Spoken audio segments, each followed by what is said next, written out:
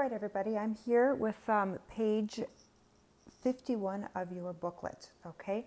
So gather that together, and then I'm going to start with gel electrophoresis. This is going to be a very short lesson. I just want to get you through so that you understand what this is, and it leads into a better understanding of what we're going to do in the next couple days. So basically what gel electrophoresis is it's a gel, okay? It's a gel that has an electrical current going through it, all right? So it's a technique commonly used in labs to separate charged molecules like DNA according to their size. So we're going to be looking at gel electrophoresis specifically for genetics for DNA. It enables a geneticist to distinguish between DNA fragments of different lengths. So that should sound a little familiar to you because you just looked at restriction enzymes and you plotted them on a gel. Shorter strands move through the gel at faster speeds. Okay, so that's something I want you to be aware of. Shorter strands have less mass, and so therefore they can move more quickly through the gel. Now the gel is porous. Okay, so obviously there are pores in this gel that allow the DNA fragments to move. So long strands stay near where you loaded the gel, and then short strands can migrate. All right, why is that the case? I've mentioned this quickly to you before. One end of the gel is positive, okay, and the other end of the gel is negative. All right, and I'll show you on the diagram in a minute. So because DNA is negative, it's going to migrate toward the positive end, okay? So molecules migrate towards the opposite charge. DNA is negative, it's going to migrate toward the positive end. And that's what this says here. DNA is negative, so it moves toward the positive end of the gel. The electric current is left on long enough so that the DNA fragments that move fast, this word should say fast here, not fast enough across the gel to separate them, but not so long that they run off the end of the gel. All right? So that means that what I wanted to say to you is, sorry, I'm just distracted here for a second. What that means is that you want your gel, when you're loading your gel, okay, so you're loading your gel here. All right, so we're looking at the bottom, and this is what you were going to do. This is what I wanted to tell you. If you were to have gone to MAC with me at the end of April, we would have actually loaded gels in here, okay? And so don't worry about these bands here. This is one way that gel electrophoresis started, but it's not something that, that's not really the only way that we use it now is by separating A's, C's, T's, and G's. So you would have loaded your gels over here, literally with a pipette, okay, and a steady hand, and you would have put them in these different little wells is what they're called, so you can notice that. And then this end here would be negative, okay, and this end would be positive. And the profs at MAC would have let you figure that out, which end is positive and which end is negative. And they would have asked you questions, obviously, on why would you load it in that direction. So what that last sentence just said to you is this. If you were there, and when you are hopefully at MAC, or not at MAC, at university next year, and hopefully you get to do these labs because we don't really know what the future is going to hold with social distancing. Your profs will say, or your TAs will say to you, make sure that you don't run the gel off of here. So in other words, you want to run it in such a way that it goes far and separates these bands. Here are our fragments of DNA that have been cut, but not so far that it runs off the gel. Okay, so in other words, you have to shut the machine off when the fragments get to that point, because if not, they'll keep going. All right, and that's really what I was saying to you. Sorry, just distracted. So that's what this sentence here says. The gel acts like a sieve, allowing DNA to pass through it because it's porous. The use of dyes or fluorescent tags allows the DNA and the gel to be seen after they have been separated. So you would run a gel, you would dye these guys with, usually it's a blue gel. Okay, and again, you would have seen that. Unfortunately, you can't. If you want an experience, I'm sure that if you just go onto Google or onto YouTube, you can see lots of gels being run. All right.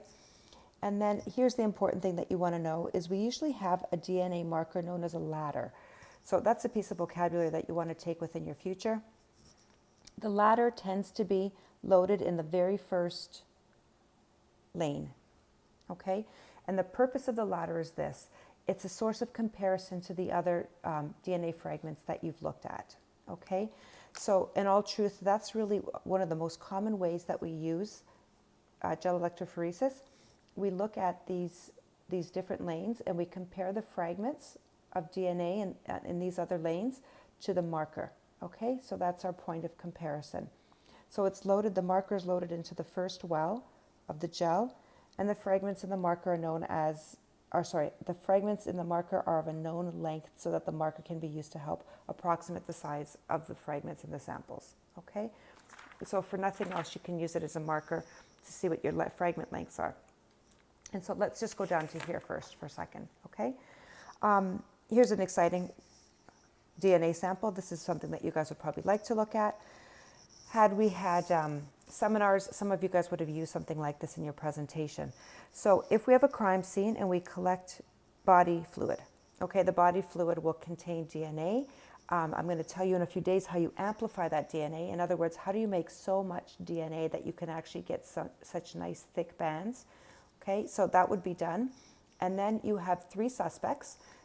And you look at the DNA evidence. This is what we found. This is our marker. And we say which of the 3 suspects has the same DNA.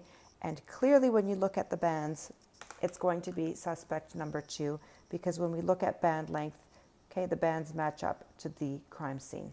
All right, so that's one interesting, fun way that we use DNA.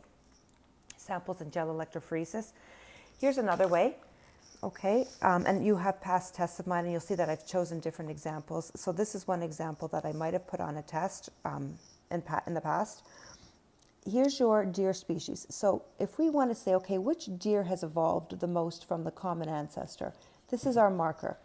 So all deer are believed to come from this, okay, from this thing here. And obviously this is not accurate. This is just a sample from Google Images. So if we say all deer evolved from this initial species, then we can say which deer is most similar to the initial species and which deer have evolved the most due to their environment. So you would use this in evolution. And we could say that this deer is Canadian and this deer is Spanish and this deer is Portuguese. Okay, just coming up with different ideas there. So if we look at this, we can say, when you look, this Canadian deer, okay, has these bands in common, but it's developed a new fragment here. And so, sorry, just doing something here. And so this deer has evolved a lot, okay? When we look at this deer here, okay, we've got this band in common, we've got this band in common, we have this band in common, this band in common. So I would say this deer here, which I think I said was from Spain, has not evolved very much from the initial ancestor. Okay, and this one here has some bands in common, quite a few actually, all right, and has developed quite a few new bands. So that's the way that you can say, okay, we're seeing rapid evolution here in Canada, we're seeing a little bit of evolution here, and much less evolution in Spain. All right, and that's another way that you can use it. So practical uses here. All right, why use gel electrophoresis? You can type your bacteria. So you can find out what type of bacteria are present in a solution, okay, or in an environment. And so, for instance, if it's like, if you're looking at infection and how infections are traveling, you could type bacteria and say, okay, the infections are really occurring in this country right now, and they're not occurring so much in this country, okay? And they can track that.